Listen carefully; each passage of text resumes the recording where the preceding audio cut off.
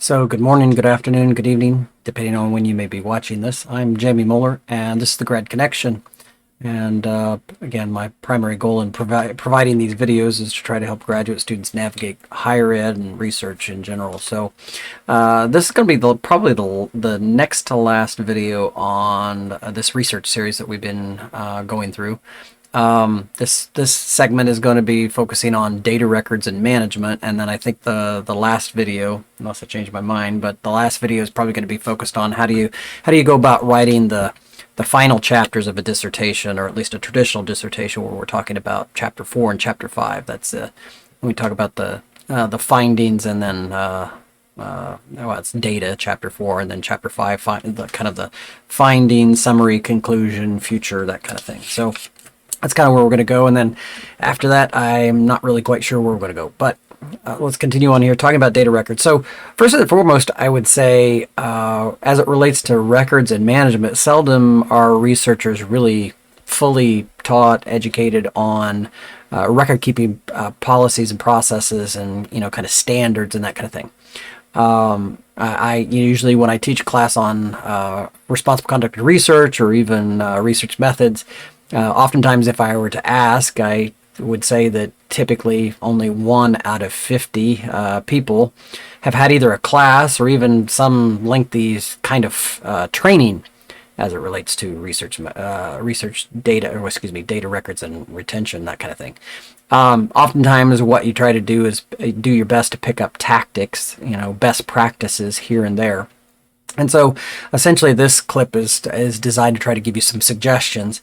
This is one of the things that if you're a graduate student, I would highly encourage you to try to do as much as you can to ask questions around standards for data recording in your lab or in the research area that you're in.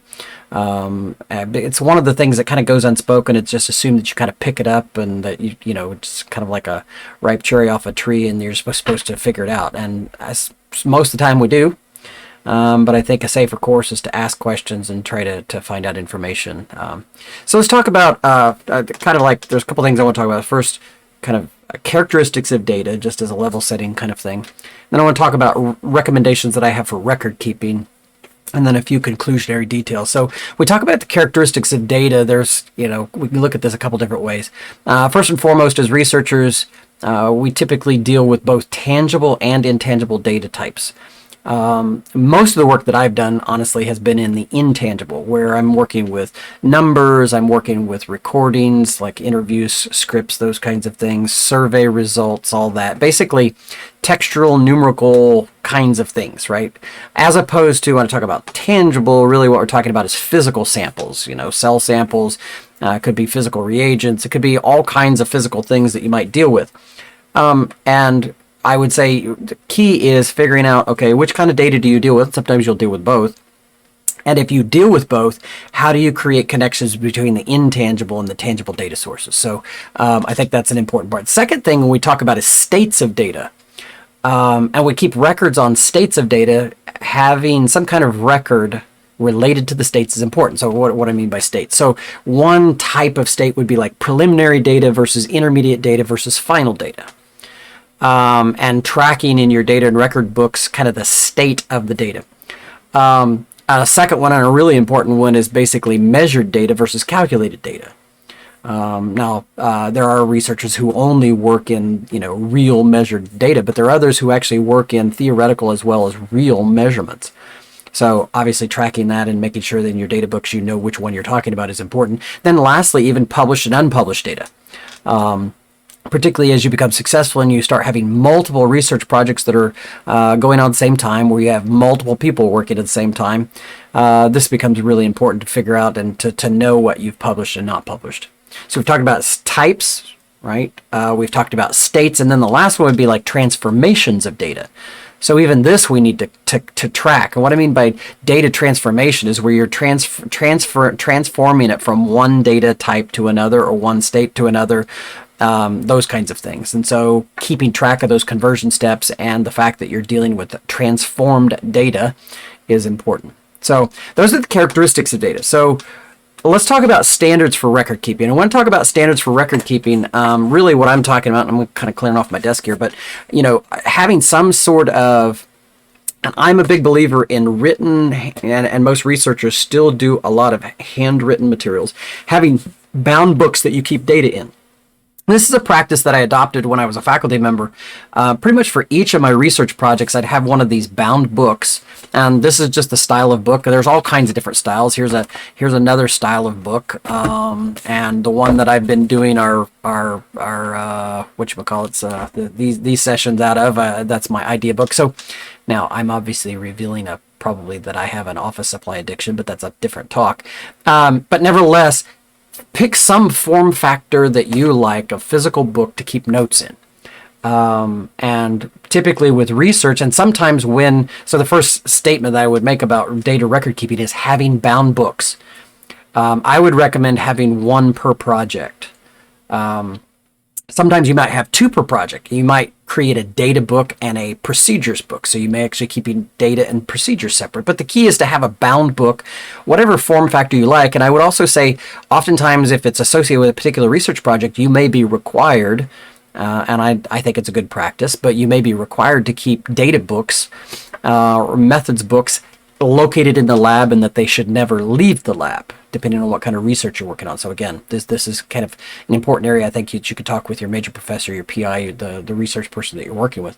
So first and foremost is having bound books. Second is numbering the pages and dating them, or dating them. You could number them, but typically dating them as well.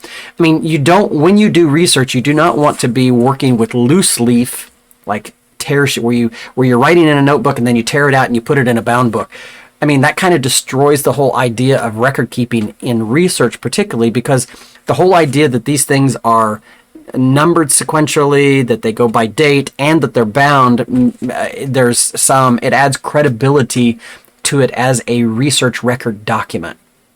So using a bound book is important. I really didn't draw but you don't want to be using tear sheets. And second, you want to number those pages and date them, and sometimes you may even be required to sign each time that you enter information in there.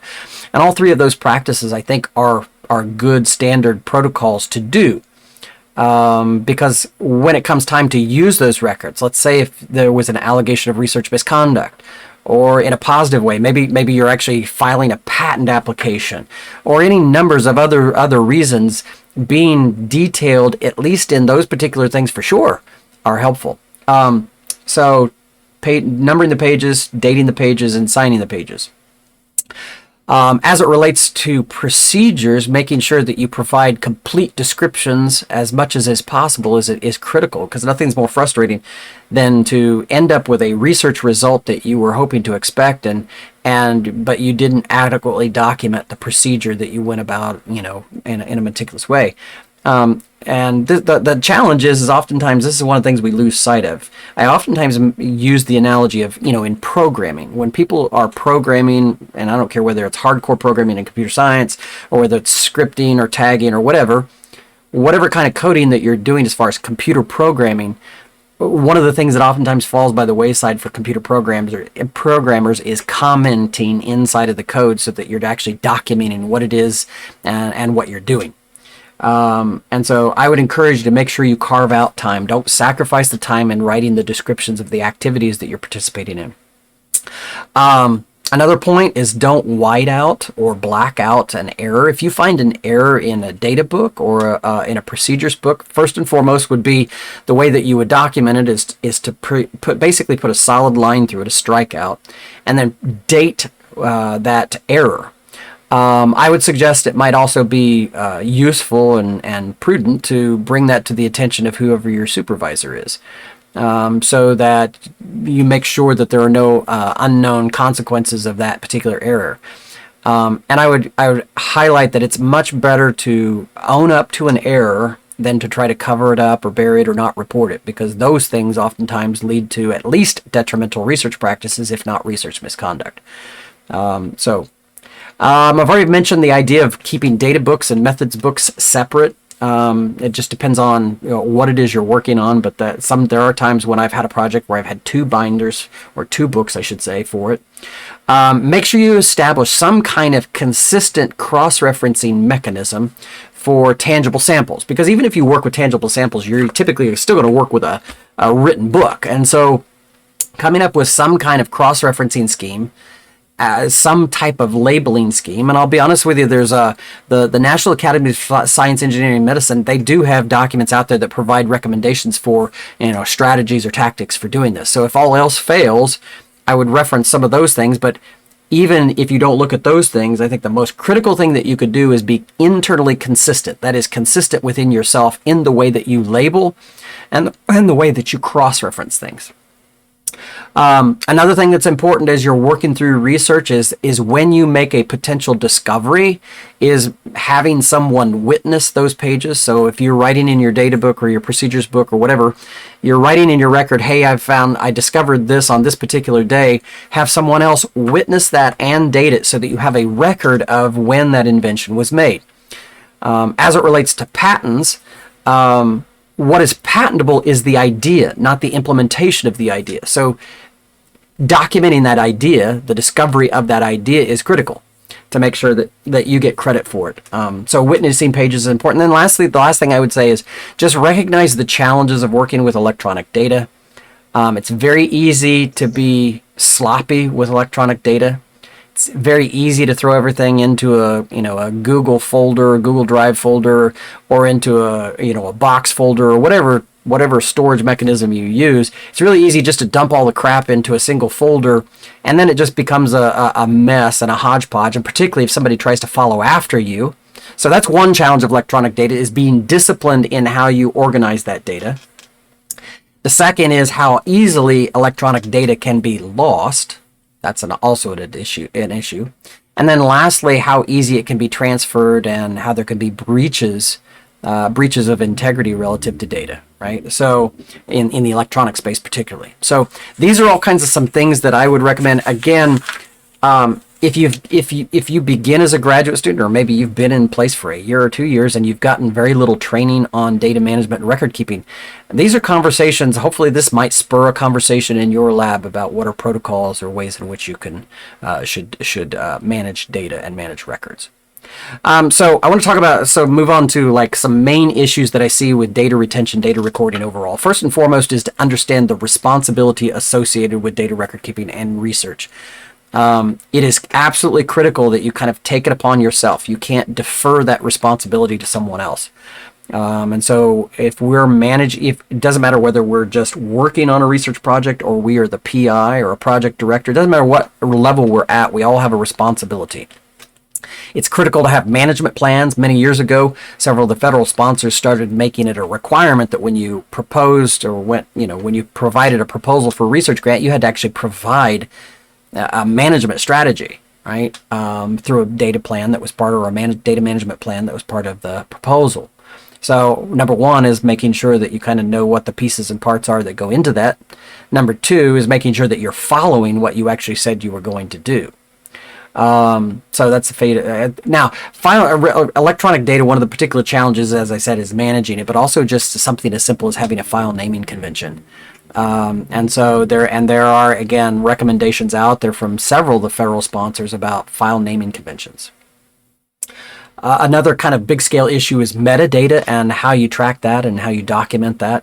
So metadata is simply data about the data, right? But it becomes incredibly useful, particularly in these days of big data, growing larger and larger data sets. Backing up and making sure that keep your data secure is kind of a big area of responsibility. Hopefully your centralized IT unit, wherever you might be, can be of help there. Recognize that data that's created as a product of grants is owned by the institution. And so as a faculty member, as a researcher, you are steward of that data, but you do not own that data. It's actually the institution that owns that data. And so keeping that in mind, and every institution has a different approach to, if a person leaves an institution, what happens to the data? Does the data go with them? All those kinds of things. And so I'd encourage you to kind of brief yourself on those things relative to the institution you're at. Data retention is important from the standpoint of just having it cataloged and so forth. And then lastly, long-term archival and storage. So all of these things are things that you want to think about as far as the main issues with data records. And I recognize as a graduate student, you may not have to deal with some of those larger issues, but I do want to draw them out for you as things that you have to think about as a principal investigator on a research project. Another kind of, and then so I'm going to move into a hodgepodge of, I want to talk about what are material transfer agreements or data transfer agreements, what are the legal requirements that you have, and then finally just some, like, what are the legalities around the retention of data. And we'll finish up with this. So first and foremost is recognizing that any data that you use from someone else or any materials that you use from someone else, there should be a data transfer agreement, DTA, or a material transfer agreement, MTA, that defines what you can do with the data. Oftentimes it will define how you need to transport that data. It may, or materials, it may detail how you store that data. So if you're working with data from somewhere else, or if you're asked to do work with data or materials from somewhere else, I would ask to see the MTA or DTA to make sure you're following the rules relative to that. I mean, ignorance is not an excuse. If you're asked to do some work with data, or if you're the PI and you request data from somewhere, you better get your hands on the MTA or DTA so you make sure that you know what you can and cannot do with that data.